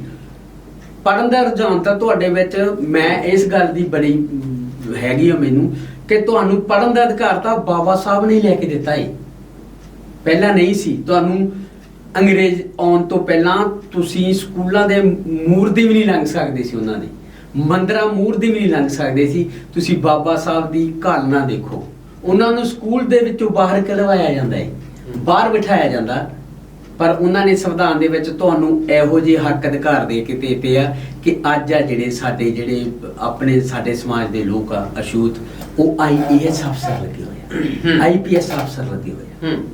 ਅਦਾਲਤਾਂ ਦੇ ਵਿੱਚ, ਵੱਡੀਆਂ ਅਦਾਲਤਾਂ ਦੇ ਵਿੱਚ ਸੈਸ਼ਨ ਜੱਜ ਲੱਗੇ ਹੋਏ ਆ, ਹਾਈ ਕੋਰਟ 'ਚ ਵੀ ਜੱਜ ਆ। ਇਹ ਅਧਿਕਾਰ ਸਾਨੂੰ ਕੌਣ ਦਿੰਦਾ ਹੈ? ਇਹ ਅਧਿਕਾਰ ਸਾਨੂੰ ਭਾਰਤ ਦਾ ਸੰਵਿਧਾਨ ਦਿੰਦਾ।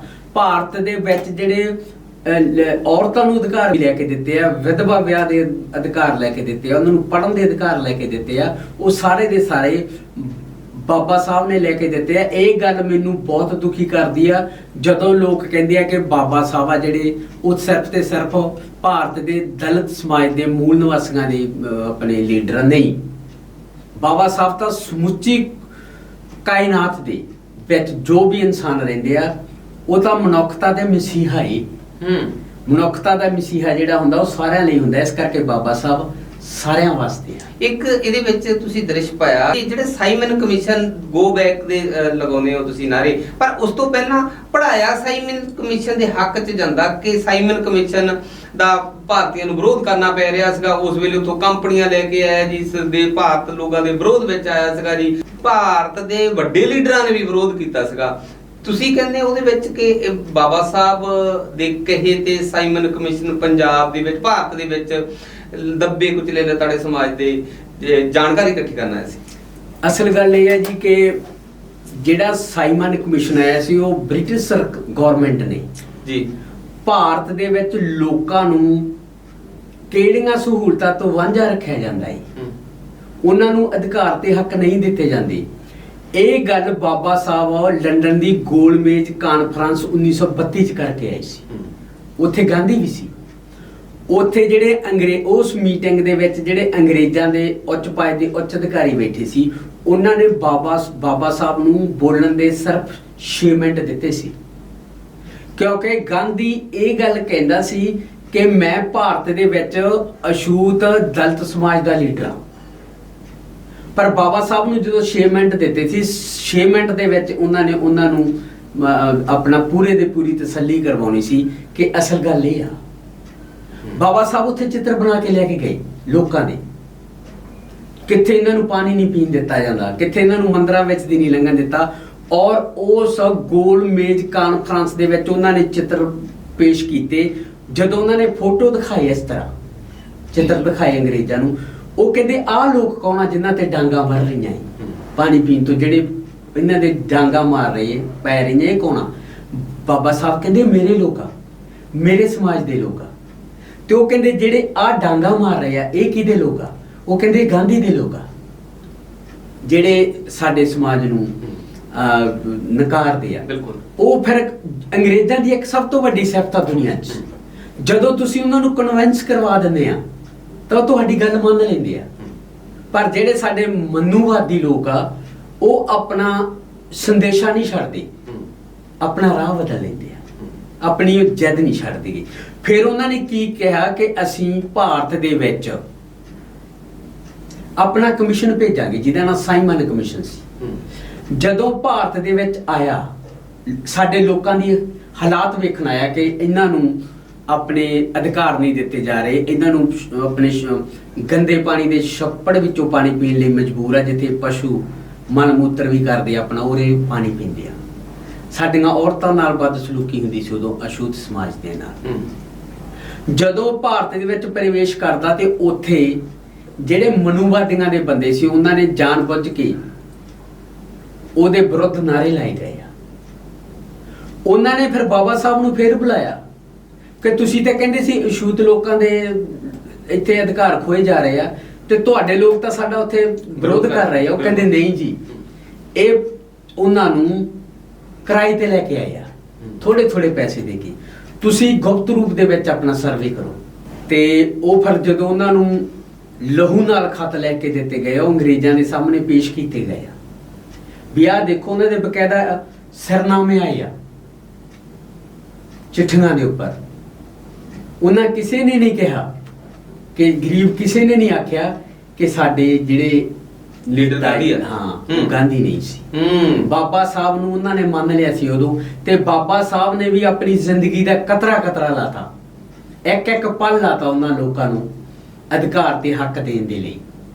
ਤੇ ਅੱਜ ਜੋ ਅਸੀਂ ਆਜ਼ਾਦੀ ਮਾਣ ਰਹੇ ਹਾਂ, ਉਹ ਬਾਬਾ ਸਾਹਿਬ ਦਾ ਕਰਕੇ। ਬਾਬਾ ਸਾਹਿਬ ਦਾ ਕਰਕੇ ਅੱਜ ਕਿੱਡੇ ਉੱਚੇ ਉੱਚੇ ਅਹੁਦਿਆਂ ਤੇ ਜਿਹੜੇ ਭਾਰਤ ਦੇ ਜਿਹੜੇ ਅਛੂਤ ਲੋਕ ਆ, ਜਿਹੜੇ ਇੱਥੋਂ ਦੇ ਅਸਲ ਵਸਨੀਕ ਆ, ਇੱਥੋਂ ਦੇ ਮੂਲ ਨਿਵਾਸੀ ਆ, ਜਿਹਨੂੰ ਦਲਿਤ ਸਮਾਜ ਵੀ ਕਿਹਾ ਜਾਂਦਾ। ਤੇ ਇਹ ਜਿਹੜਾ ਦਾ ਗ੍ਰੇਟ ਅੰਬੇਡਕਰ ਨਾਟਕ ਜਿਹੜਾ ਅੱਜ ਸੰਸਾਰ ਭਰ ਦੇ ਵਿੱਚ ਪ੍ਰਸਿੱਧ ਹੋ ਰਿਹਾ, ਉਹ YouTube ਨੈਟ ਤੇ ਵੀ ਦੇਖਿਆ ਜਾ ਰਿਹਾ ਲੋਕਾਂ ਦੇ ਵੱਲੋਂ, ਔਰ ਸਟੇਜ ਸ਼ੋਅ ਕਰਕੇ ਜਿਹੜਾ ਉਹ ਵੱਡੇ ਪੱਧਰ ਤੇ ਦਿਖਾਇਆ ਜਾ ਰਿਹਾ, ਜਿੱਥੇ ਵੈਸੇ ਬਾਬਾ ਸਾਹਿਬ ਭੀਮ ਰਾਓ ਡਾਕਟਰ ਅੰਬੇਡਕਰ ਜੀ ਨੂੰ ਕੌਣ ਨਹੀਂ ਜਾਣਦਾ, ਪਰ ਫਿਰ ਵੀ ਉਹਨਾਂ ਦੀ ਜ਼ਿੰਦਗੀ ਦੇ ਬਹੁਤ ਜਿਹੜੇ ਸੰਘਰਸ਼ੀ ਤੱਥ ਹੈਗੇ ਉਹਨਾਂ ਨੂੰ ਵੀ ਸਾਹਮਣੇ ਲੈ ਕੇ ਆਉਣ ਦੀ ਕੋਸ਼ਿਸ਼ ਕੀਤੀ ਜਾ ਰਹੀ ਹੈ। ਮੋਹੀ ਅਮਰਜੀਤ ਸਿੰਘ ਉਹਨਾਂ ਨੇ ਜਿਹੜਾ ਦਾ ਗ੍ਰੇਟ ਅੰਬੇਡਕਰ ਲਿਖਿਆ, ਉਹ ਨਾਟਕ ਜਿਹੜਾ ਆ ਜਦੋਂ ਸਟੇਜਾਂ ਦੇ ਉੱਤੇ ਪ੍ਰਸਾਰਿਤ ਕੀਤਾ ਜਾ ਰਿਹਾ, ਤੇ ਜ਼ਿੰਦਗੀ ਬਾਬਾ ਸਾਹਿਬ ਦੀ ਜਿਹੜੀ ਸੰਘਰਸ਼ੀ ਸੀਗੀ ਉਹ ਇਹ ਬਿਲਕੁਲ ਕੋਲ ਲਿਜਾ ਕੇ ਖੜਾ ਕਰ ਦਿੱਤਾ ਜਾਂਦਾ, ਤੇ ਜਿਹੜੇ ਸਰੋਤੇ ਦਰਸ਼ਕ ਹੁੰਦੇ ਆ ਤੇ ਉਹਨਾਂ ਦੀਆਂ ਅੱਖਾਂ ਨਾਮ ਤੇ ਉਹਨਾਂ ਦੀਆਂ ਅੱਖਾਂ ਜਿਹੜੀਆਂ ਸਿੱਧੀਆਂ ਜ਼ਰੂਰ ਹੁੰਦੀਆਂ ਤੇ ਲੋਕ ਸਿਸਕੀਆਂ ਭਰਨ ਲੱਗ ਜਾਂਦੇ ਨੇ। ਤੇ ਜਿਹੜਾ ਉਹ ਸੀਨ ਜਦੋਂ ਬਾਬਾ ਸਾਹਿਬ ਭੀਮ ਰਾਓ ਡਾਕਟਰ ਅੰਬੇਡਕਰ ਜੀ ਦੇ ਬੱਚੇ ਰਾਜ ਰਤਨ ਦੀ ਮੌਤ ਹੋ ਜਾਂਦੀ ਹੈ, ਨਿੱਕਾ ਜਿਹਾ ਬੱਚਾ, ਤੇ ਉਸ ਵੇਲੇ ਬਾਬਾ ਸਾਹਿਬ ਦੀ ਜੇਬ ਦੇ ਵਿੱਚ ਪੈਸਾ ਵੀ ਨਹੀਂ ਦਿਖਾਇਆ ਜਾਂਦਾ। ਕਿਤੇ ਨਾ ਕਿਤੇ ਸਾਡੇ ਜਿਹੜੇ ਸਰੋਤੇ ਦਰਸ਼ਕ ਇਹ ਸੋਚਦੇ, ਇਹ ਦੇਖਦੇ, ਮਹਿਸੂਸ ਵੀ ਕਰਦੇ ਆ ਵੀ ਐਡਾ ਵੱਡਾ ਵਿਸ਼ੇਸ਼ ਐਡਾ ਵੱਡਾ ਗ੍ਰੇਟ ਪਰਸਨੈਲਿਟੀ, ਪਰ ਉਹਦੀ ਜੇਬ ਦੇ ਵਿੱਚ ਪੈਸਾ ਨਹੀਂ ਹੈ ਤੇ ਕਫਨ ਉਹਨਾਂ ਦੀ ਮਿਸਿਸ ਰਮਾਬਾਈ ਆਪਣੀ ਪੱਲੂ ਪਾੜ ਕੇ ਉਹਦਾ ਜਿਹੜਾ ਤਨ ਢੱਕਦੇ ਨਿੱਕੇ ਜਿਹੇ ਬੱਚੇ ਦਾ, ਕਿਤੇ ਨਾ ਕਿਤੇ ਉਹ ਇਦਾਂ ਵੀ ਲੱਗਦਾ ਵੀ ਜਗ੍ਹਾ ਕੋਈ ਹੋਰ ਕੁਝ ਦਿਖਾਇਆ ਜਾ ਸਕਦਾ ਸੀ। ਗੱਲ ਇਹ ਹੈ ਜੀ, ਜੇ ਉਹ ਸੀਨ ਇਸ ਨਾਟਕ ਵਿੱਚੋਂ ਕੱਟ ਦਿੱਤਾ ਜਾਵੇ ਤਾਂ ਮੇਰਾ ਖਿਆਲ ਆ ਵੀ ਨਾਟਕ ਬਹੁਤ ਅਧੂਰਾ ਰਹਿ ਜਾਂਦਾ ਹੈ। ਅੱਛਾ। ਜਿਹੜੀ ਮਾਨਯੋਗ ਮਾਤਾ ਸਾਡੀ ਰਮਾਬਾਈ ਜੀ, ਜਿਹੜੀ ਮਾਨਯੋਗ ਸੁਪਤਨੀ ਆ ਬਾਬਾ ਸਾਹਿਬ ਜੀ ਦੀ, ਜੀ, ਜਦੋਂ ਬਾਬਾ ਸਾਹਿਬ ਬਾਹਰ ਪੜਨ ਜਾਣ ਗਏ ਸੀ ਉਹਨਾਂ ਕੋਲੇ ਉਦੋਂ ਵੀ ਪੈਸਿਆਂ ਦੀ ਥੋੜ ਸੀ ਤੇ ਰਮਾਬਾਈ ਲੋਕਾਂ ਦੇ ਘਰਾਂ ਦੇ ਕੰਮ ਕਰ ਕਰਕੇ ਪਾਥੀਆਂ ਪੱਥਦੀ ਹੁੰਦੀ ਸੀ। ਜਦੋਂ ਪੈਸੇ ਥੋੜੇ ਬਹੁਤੇ ਜੋੜ ਲੈਂਦੇ ਸੀ ਤਾਂ ਬਾਬਾ ਸਾਹਿਬ ਨੂੰ ਵੀ ਭੇਜ ਦਿੰਦੇ ਸੀ ਔਰ ਆਪਣੇ ਬੱਚਿਆਂ ਦੀ ਉਹ ਆਪਣੇ ਪਰਵਰਿਸ਼ ਵੀ ਕਰਦੇ ਸੀ। ਹੁਣ ਤੁਸੀਂ ਕਹੋਗੇ ਉਹ ਏਡੇ ਵਿਸ਼ੇਸ਼ ਬੰਦੇ ਸੀ, ਦੁਨੀਆ ਦੇ ਗ੍ਰੇਟ ਬੰਦੇ, ਉਹਨਾਂ ਕੋਲੇ ਪੈਸਾ ਨਹੀਂ ਸੀ। ਫਿਰ ਵਿਦੇਸ਼ ਚ ਆ, ਵਿਦੇਸ਼ ਚ ਉਹ ਸਾਰੇ ਦਾ ਸਾਰਾ ਜਿਹੜਾ ਖਰਚਾ ਸੀ ਉਹ ਮਹਾਰਾਜਾ ਛਤਰਪਤੀ ਮਹਾਰਾਜ ਜੀ ਚੁੱਕਦੇ ਸੀ ਉਹਦਾ, ਪਰ ਇੱਕ ਵੀ ਪੈਸਾ ਉਹ ਜਾਈ ਨਹੀਂ ਸੀ ਲਾਉਂਦੇ। ਸਿਰਫ ਤੇ ਸਿਰਫ ਉਹ ਕਿਤਾਬਾਂ ਖਰੀਦਦੇ ਸੀ, ਆਪਣੇ ਸਮਾਜ ਨੂੰ ਜਾਗਰਤ ਕਰਦੇ ਸੀ। ਮੈਂ ਉਹਨਾਂ ਲੋਕਾਂ ਦੇ ਖਿਲਾਫ ਕਿਵੇਂ ਜੰਗ ਲੜਨੀ ਹੈ ਜਿਹਦੇ ਸਾਡੇ ਸਮਾਜ ਦੇ, ਸਾਡੇ ਲੋਕਾਂ ਦੇ, ਮਨੁੱਖਤਾ ਦੇ ਉਲਟਾ ਉਹ ਸਾਰੇ ਦਾ ਸਾਰਾ ਜਿਹੜਾ ਥੋੜਾ ਬਹੁਤਾ ਪੈਸਾ ਸੀ ਉਹ ਉਧਰ ਲਾ ਦਿੰਦੇ ਸੀ।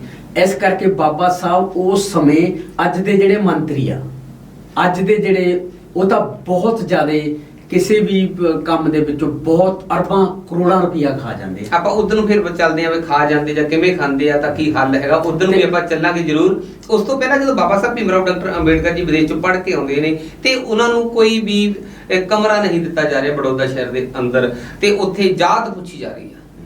ਜਿਹੜਾ ਜਾਤ ਦਾ ਕੋਡ ਅੱਜ ਵੀ ਸਾਡੇ ਸਮਾਜ ਦੇ ਵਿੱਚ, ਅੱਜ ਦੀ ਦੁਨੀਆ ਦੇ ਵਿੱਚ ਵੀ, ਅੱਜ 21ਵੀਂ ਸਦੀ ਦੇ ਵਿੱਚ ਵੀ ਅੱਜ ਜਿਉਂ ਦਾ ਤਿਉਂ ਮੌਜੂਦ ਹੈ।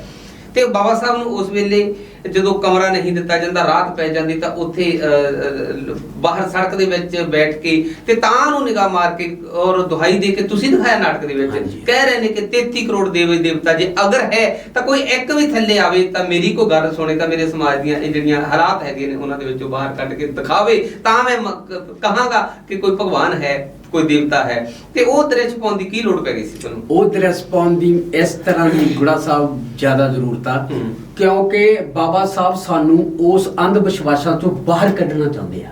ਨਹੀਂ, ਬਾਬਾ ਸਾਹਿਬ ਇਹਨੂੰ ਅੰਧ ਵਿਸ਼ਵਾਸ ਮੰਨਦੇ ਸੀ? ਹਾਂ, ਬਿਲਕੁਲ ਮੰਨਦੇ ਸੀ।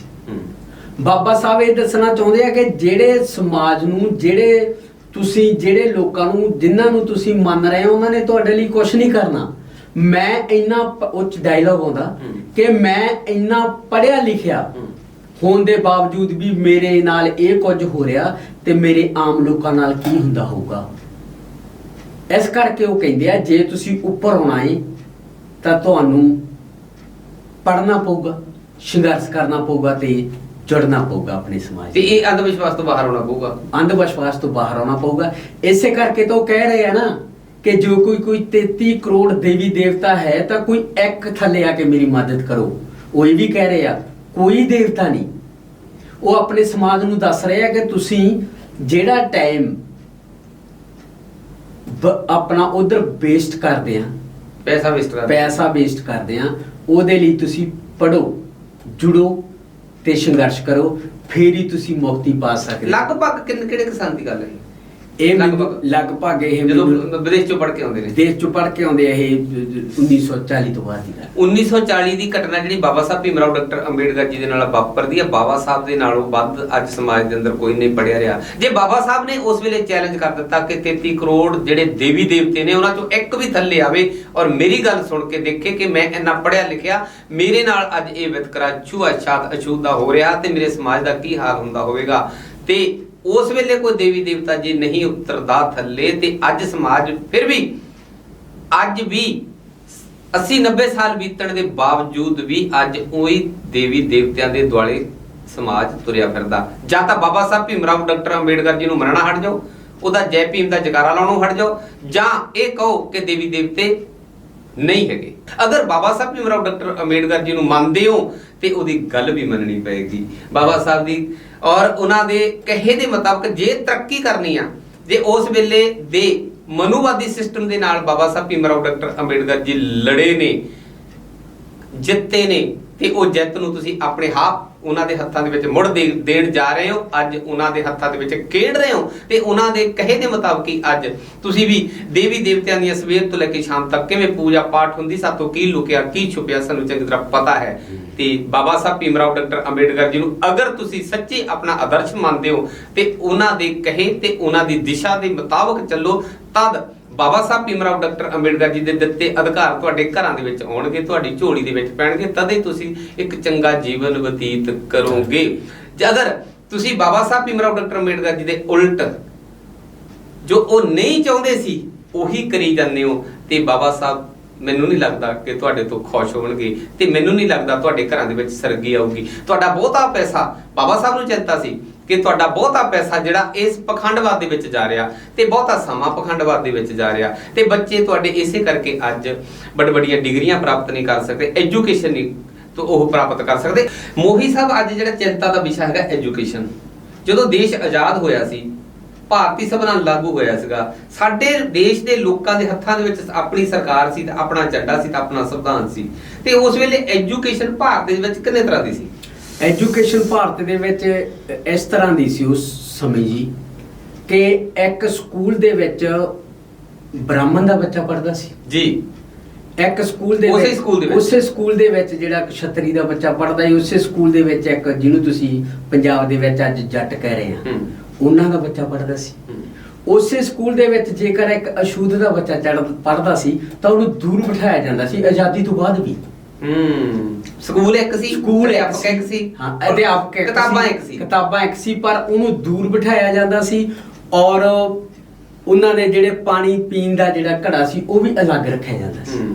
ਜ਼ਿਆਦਾਤਰ ਜਿਹੜੇ ਉੱਥੋਂ ਦੇ ਜਵਾਕ ਸੀ ਉਹਨਾਂ ਵਿੱਚ ਖੁਦ ਉੱਥੋਂ ਦੇ ਅਧਿਆਪਕ ਸਾਹਿਬਾਨ ਵੀ ਇਹ ਗੱਲ ਕਹਿੰਦੇ ਸੀ ਤੁਸੀਂ ਉਹਦੇ ਨਾਲ ਗੱਲ ਨਹੀਂ ਕਰਨੀ, ਜਿਹੜੇ ਅਛੂਤ ਦੇ ਬੱਚੇ ਆ। ਦੇਸ਼ ਆਜ਼ਾਦ ਹੋ ਗਿਆ ਸੀ ਪਰ ਮਾਨਸਿਕ ਗੁਲਾਮ ਦੇ ਲੋਕ ਨਹੀਂ ਹੋਏ ਸੀਗੇ ਉਸ ਵੇਲੇ ਵੀ। ਪਰ ਗੱਲ ਇੱਥੇ ਵੱਡੀ ਇਹ ਆਉਂਦੀ ਹੈ ਕਿ ਜਦੋਂ ਦੇਸ਼ ਆਜ਼ਾਦ ਹੋਇਆ ਸੀ ਸਕੂਲ ਇੱਕ ਸੀ ਸਾਰਿਆਂ ਵਾਸਤੇ, ਅਧਿਆਪਕ ਇੱਕ ਸੀ, ਕਿਤਾਬਾਂ ਇੱਕ ਸੀ ਤੇ ਐਜੂਕੇਸ਼ਨ ਇੱਕ ਸੀ। ਜੇ ਅੱਜ ਦੀ ਗੱਲ ਕਰੀਏ 75 ਸਾਲ ਬੀਤ ਜਾਣ ਦੇ ਬਾਅਦ ਮੋਹੀ ਸਾਹਿਬ ਜੇ ਅੱਜ ਗੱਲ ਕਰੀਏ ਉਸ ਵੇਲੇ ਐਜੂਕੇਸ਼ਨ ਇੱਕ ਸੀ ਤੇ ਅੱਜ ਜੇ ਗੱਲ ਕਰੀਏ ਅੱਜ ਜਿਸ ਸਮਾਜ ਦੇ ਵਾਸਤੇ ਬਾਬਾ ਸਾਹਿਬ ਨੇ ਸੰਘਰਸ਼ ਕੀਤਾ ਸੀਗਾ ਉਹ ਸਧਾਰਨ ਲੋਕ ਅੱਜ ਸਰਕਾਰੀ ਸਕੂਲਾਂ ਵਿੱਚ ਪੜ੍ਹਦੇ ਆ ਜਿੱਥੇ ਅਧਿਆਪਕ ਹੈ ਨਹੀਂ, ਜਿੱਥੇ ਸਾਧਨ ਹੈ ਨਹੀਂ, ਜਿੱਥੇ ਜਾਣ ਬੁੱਝ ਕੇ ਫੇਲ ਕੀਤਾ ਜਾ ਰਿਹਾ, ਜਾਣ ਬੁੱਝ ਕੇ ਫੇਲ ਬੱਚਿਆਂ ਨੂੰ ਵੀ ਪਾਸ ਕੀਤਾ ਜਾ ਰਿਹਾ, ਮਤਲਬ ਜਿਵੇਂ 8ਵੀਂ ਤੱਕ ਫੇਲ ਨਹੀਂ ਹੋਣਾ, ਜਿਵੇਂ ਉਹਨਾਂ ਦਾ ਜਿਹੜਾ ਗਿਆਨ ਪ੍ਰਾਪਤ ਨਹੀਂ ਕਰਦੇ। ਜਿਹੜੇ ਅਮੀਰ ਲੋਕਾਂ ਦੇ ਬੱਚੇ ਨੇ ਉਹ ਪ੍ਰਾਈਵੇਟ ਸਕੂਲਾਂ 'ਚ, ਉਹ ਪ੍ਰਾਈਵੇਟ ਵੀ ਬਹੁਤ ਤਰ੍ਹਾਂ ਦੇ ਨੇ ਜਿੱਥੇ ਸਧਾਰਨ ਪਰਿਵਾਰ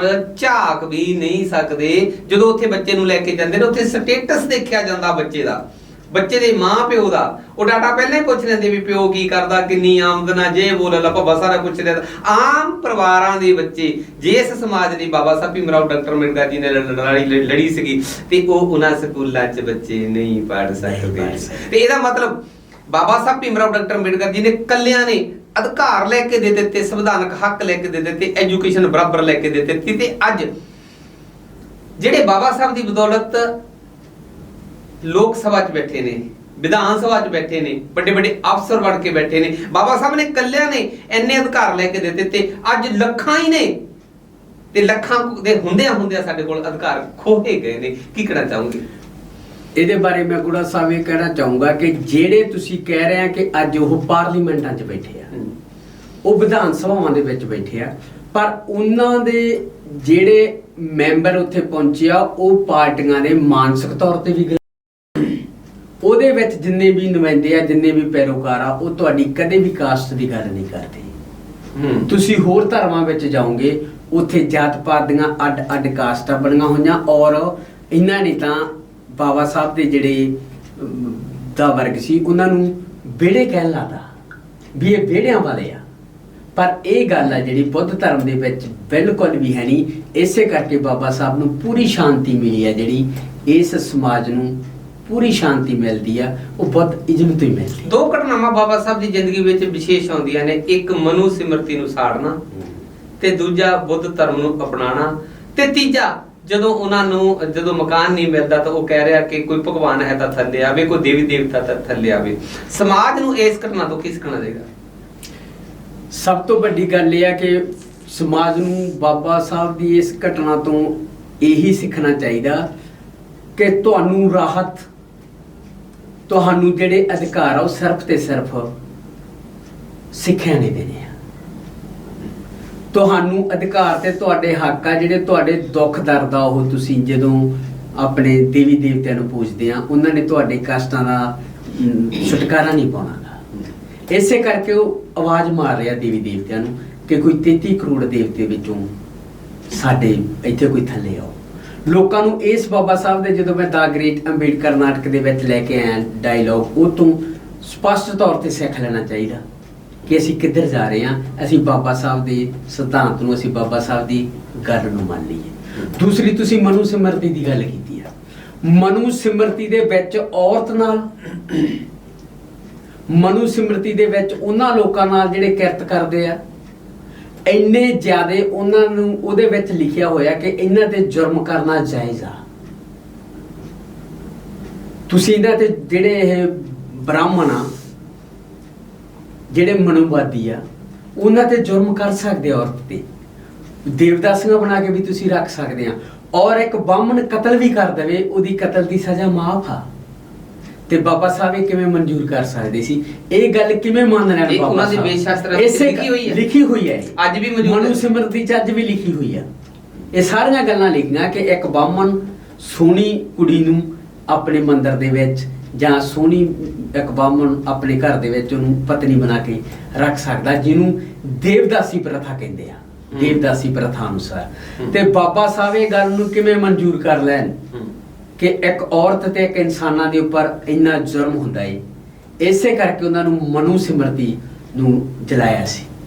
ਤੇ ਜਿਹੜਾ ਭਾਰਤੀ ਸੰਵਿਧਾਨ ਆ, ਉਹ ਭਾਰਤ ਦੀ ਔਰਤ ਨੂੰ ਵਿਧਵਾ ਵਿਆਹ ਤੋਂ ਬਾਅਦ ਵੀ ਵਿਆਹ ਕਰਨ ਦੇ ਅਧਿਕਾਰ ਦਿੰਦਾ ਏ, ਵੀ ਆਪਣੀ ਜ਼ਿੰਦਗੀ ਨੂੰ ਜ਼ਿੰਦਗੀ ਬਤੀਤ ਕਰ ਸਕਦੀਆਂ, ਪਰਿਵਾਰ ਵਸਾ ਸਕਦੀਆਂ, ਪਰਿਵਾਰ ਤੁਸੀਂ ਵਸਾ ਸਕਦੀਆਂ, ਤੁਸੀਂ ਇਕੱਲੀਆਂ ਨਹੀਂ ਰਹਿ ਸਕਦੀਆਂ।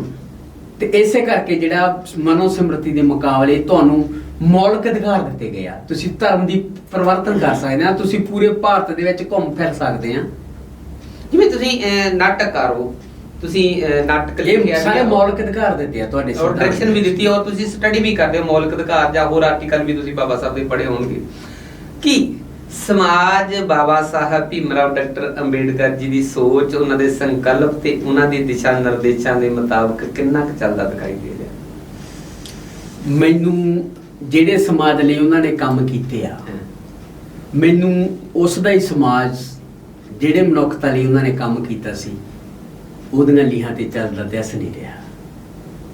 ਤੁਸੀਂ ਦੇਖ ਲਓ ਬਾਬਾ ਸਾਹਿਬ ਦੇ ਬਹੁਤ ਸਾਰੇ ਘੱਟ ਲੋਕ ਹੋਣਗੇ ਜਿਨ੍ਹਾਂ ਦੇ ਘਰੇ ਬਾਬਾ ਸਾਹਿਬ ਦਾ ਸੰਵਿਧਾਨ ਪਿਆ ਹੈ, ਜਿਨ੍ਹਾਂ ਨੇ ਤੁਹਾਨੂੰ ਸੇਧ ਦੇਣੀ ਆ।